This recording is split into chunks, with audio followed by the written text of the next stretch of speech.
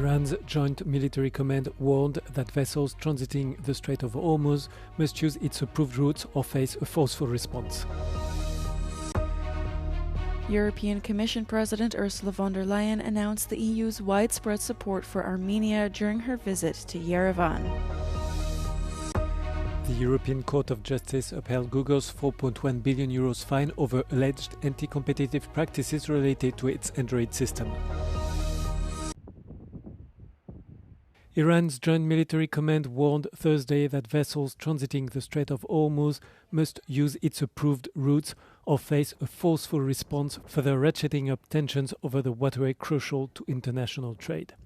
The statement, reported by Iranian state-run television, comes after both US and Iranian diplomats met with mediators in Qatar on Wednesday. It was not immediately clear what sparked the threat from Iran. However, the US military's Central Command had put out a statement about having a meeting with officials from the region in Bahrain that said leaders underscored their shared commitment to free flow of commerce through the Strait of Hormuz. Iran and the US agreed as part of a framework deal to allow ships to pass without paying charges for 60 days, yet Tehran insisted it must control the vessel's routes and later charge passage fees, upending decades of practice in the waterway. The US and many Gulf states say they would not agree to the charges. An effort by Oman and a UN agency to launch a new route near Oman's shore sparked attacks across the Middle East last weekend, raising the stakes amid the latest attempts at finding common ground to permanently end the war.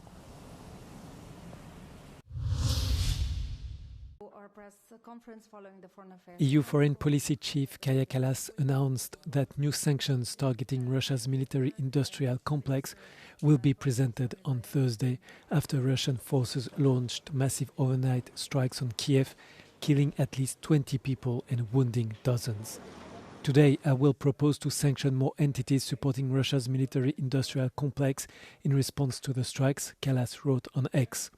The more Moscow attacks civilians, the more sanctions must be imposed. We keep raising the cost until Russia understands it cannot win. The new listings will not be included in the 21st sanctions package, which is currently under discussion among European governments and is expected to be adopted by mid-July in order to avoid automatic renewal clauses. The proposed sanctions target 5 entities and 1 individual involved in developing and producing components that enhance the capabilities of Russian drones, Euronews can confirm. The listings were shared with EU ambassadors on Thursday. The next discussions is expected next week.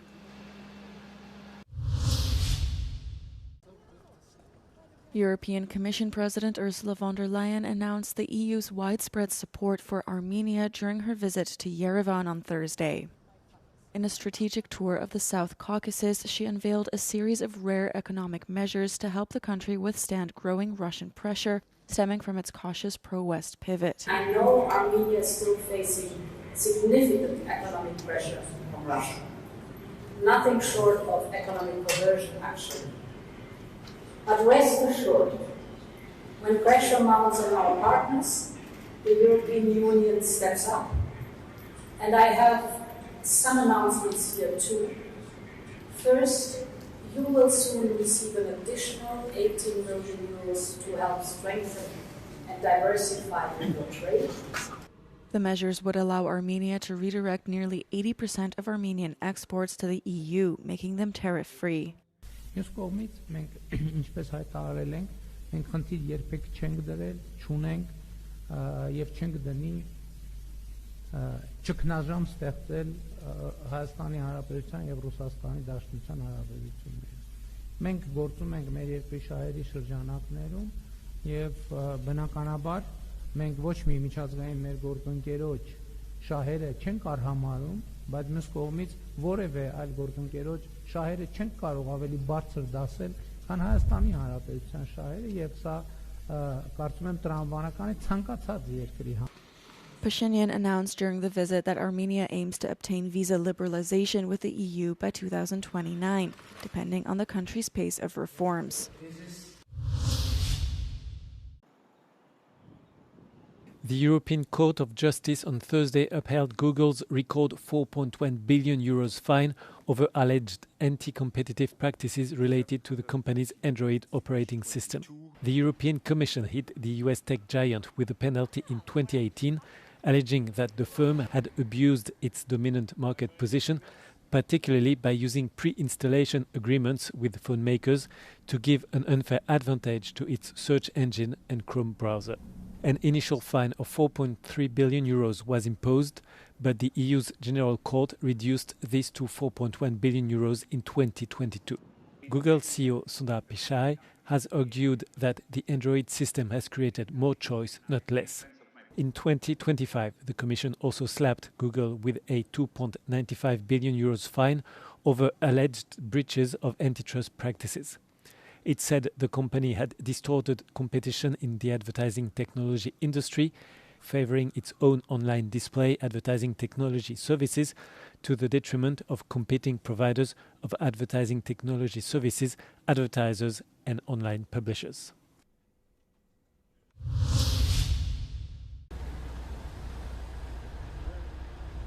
In France, following a record-breaking heatwave linked to nearly 1,000 excess deaths, hospitals are preparing for another spike in temperatures forecast for the middle of next week. During the previous heatwave, healthcare facilities were under severe strain, facing a major surge in admissions and a lack of equipment suited for extreme temperatures, as seen here at Paris Saclay Hospital. It's been a horrible week for the whole staff of the hospital, not only for nurses and physicians, but everyone who was working at the hospital was working on a 24 hours a day basis, because we had to find new solutions in a very short delay. We thought we were ready. We were not, actually. We already earned some lessons from the event, which is first, of course, to adapt the buildings. So we start with climatization. We start with changing in the way we are keeping some of our medicaments in low temperature areas. So that's what we did last week. We also changed some services which were not, which were very open to these high temperatures. So it starts today, for instance. We are moving service for elderly people in this new hospital. Shower stretchers usually used to bathe people with physical disabilities have also been requisitioned. On en a récupéré pour la canicule, s'il y a besoin, tout à fait.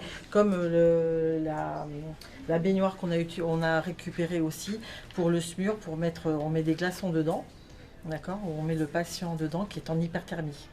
Sébastien Lecornu announced an investment of 100 million euros starting this summer, earmarked for healthcare facilities most vulnerable to the heat. The French Prime Minister has also promised 30,000 air conditioners, with the first deliveries scheduled for early next week. The Green Party, which considers these measures too late, plans to file a motion of no confidence against the government soon. Government spokesperson Maud Béréjean responded on Wednesday, stating that such a measure will not stop the climate change.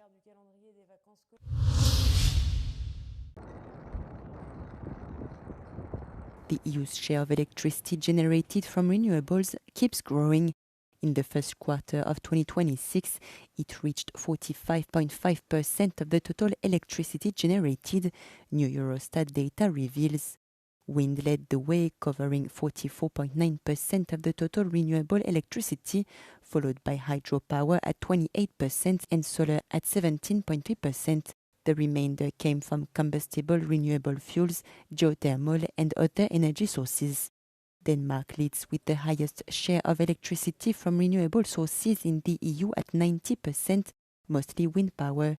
Portugal ranks in second place at 82.9%, thanks to an abundance of hydropower, followed by Lithuania, another wind leader, with 75.7%. At the other end of the spectrum, the countries benefiting least from the green transition are Czechia, with 12.7% of its electricity generated from renewables, Malta and Slovakia.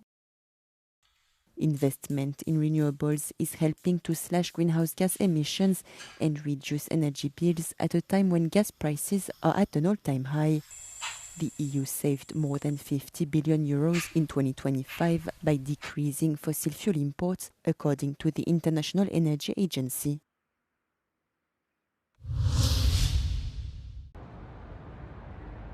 Fresh employment figures released on Thursday expose a diverging trajectory for the world's most prominent advanced economies, as severe hiring slowdowns in the US contrast with historic resilience in European labor markets. According to the US Bureau of Labor Statistics, non-farm payrolls increased by a mere 57,000 in June.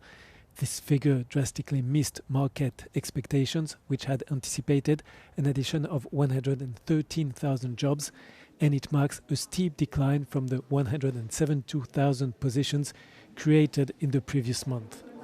Despite the sharp cooling in overall job creation, the US unemployment rate unexpectedly ticked down to 4.2%, representing a slight improvement from the 4.3% recorded in May.